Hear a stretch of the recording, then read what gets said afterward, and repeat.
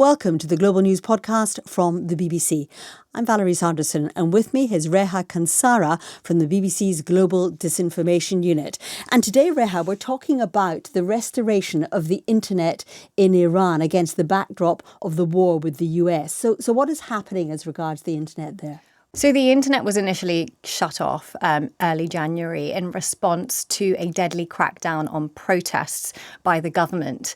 They said that they were shutting down the internet due to security concerns.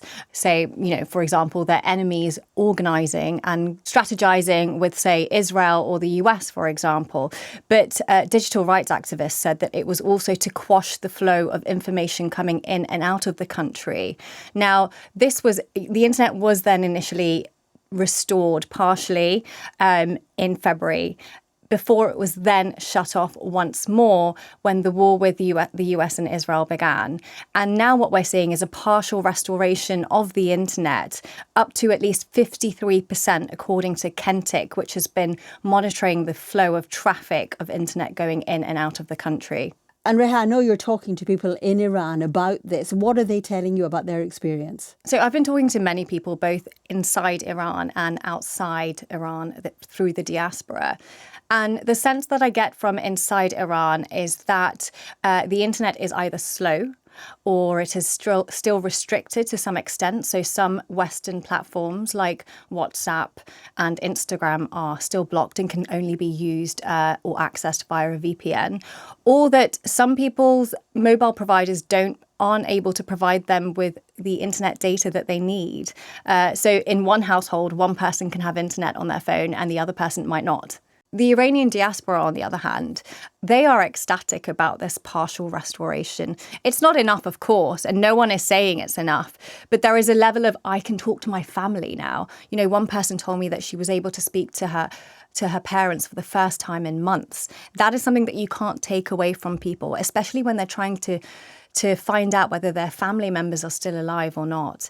But with the partial restoration, it's not just about Iranians that I've been speaking to inside the country or Iranians in the diaspora. It's really quite something to see a visual depiction of what people are feeling on social media. I saw a video of a young boy, probably about 6 or 7 years old, who was saying that after 1 year of an internet shutdown, he said 1 year, but it's not been 1 year, but after he probably felt it. He probably felt it. After a while of an internet shutdown, he was finally able to play a video game. Now, that compared to a lot of what we hear is about what activists can and cannot get out of the country, or what information people can or cannot get out of the country. But to hear this young boy talk about just being able to play an online game was really quite poignant and uplifting at the same time.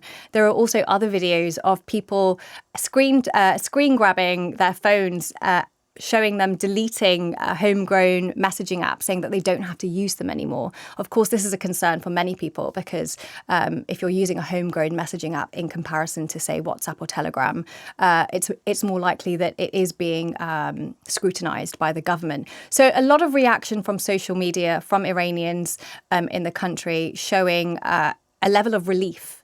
It must be crucial to people, not just in keeping connection with family and friends, but also for their income. Well, the population is heavily reliant on at least Instagram, which is one of the most popularly used platforms in the country. And it is used for many small businesses and for much wider, bigger businesses to advertise their services. It also operates as a place for free information because the media landscape in Iran is quite heavily censored and is constrained to what the authorities and the government want you to see, hear and watch. Do we think this partial reintroduction of access to the internet, do we think that's connected to the talks that we understand are ongoing with the US? It's really hard to know whether it will have any impact on ceasefire talks and whether it lasts or not. But from the experts I've spoken to, it seems as though this shutdown and the way externally and internationally people are talking about it, it's catching up to the Iranian government. And it might be that they are trying to save face. So a partial restoration isn't just about lifting the economy, because obviously it's boosting businesses, but it's also about making sure that they are showing that there is some sort of compromise in terms of the information flow as well. I would say that the way the Iranian government operates is in two parts. So they have a bureaucratic government that's elected, and they also have a supreme government.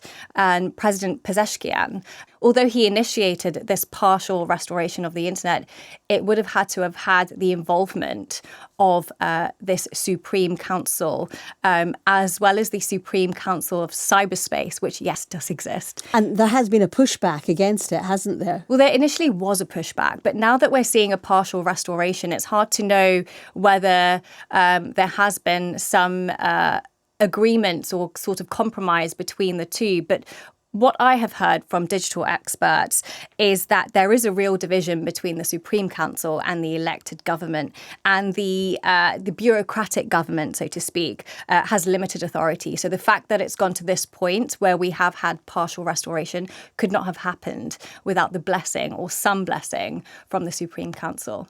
So how much filtering and monitoring is going on? Do we know? Well, Filter Watch, which is an Iranian NGO that has been looking at the cyber landscape of the country and how it's operating right now, they've found that two-factor authentication is not working in the country right now. So that's the sort of authentication you need to access apps like Instagram, Telegram, WhatsApp, Facebook, which gives you a level of security in order to access your platforms and your social media platforms safely. If those aren't working, despite having internet, you're not able to actually go online and communicate with other people or use these apps. So that's just one way that they are filtering the internet. But the other way that they're doing this is through a tiered system. Now, we know that there are two internets that exist in Iran. One is the filternet.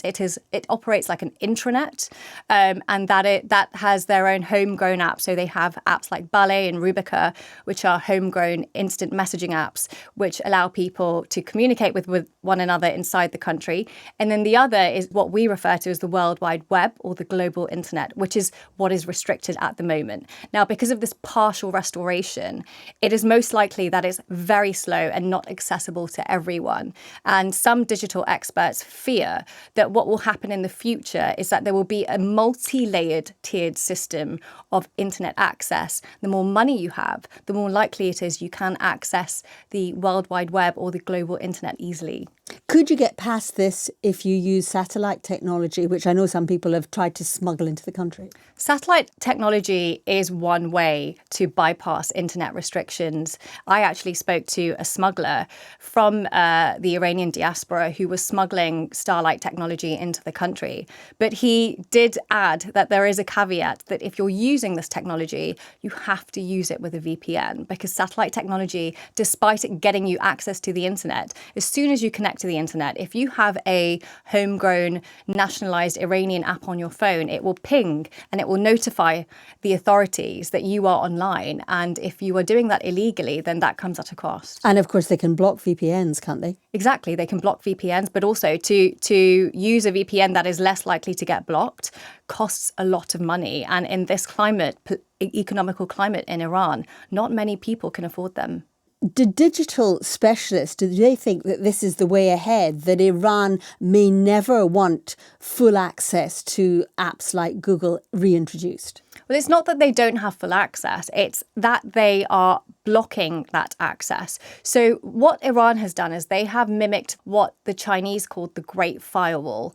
And they have, so it's sort of a blueprint for the way Iran is using internet and how people can access internet.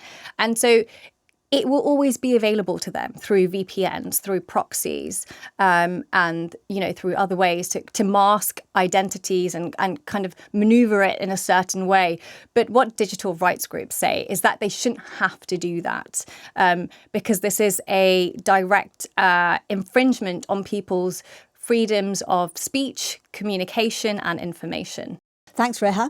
That was Reha Kansara from the BBC's Global Disinformation Unit.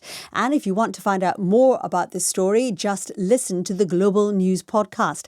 Click on the link below. But that's it from the Global News Podcast here on YouTube.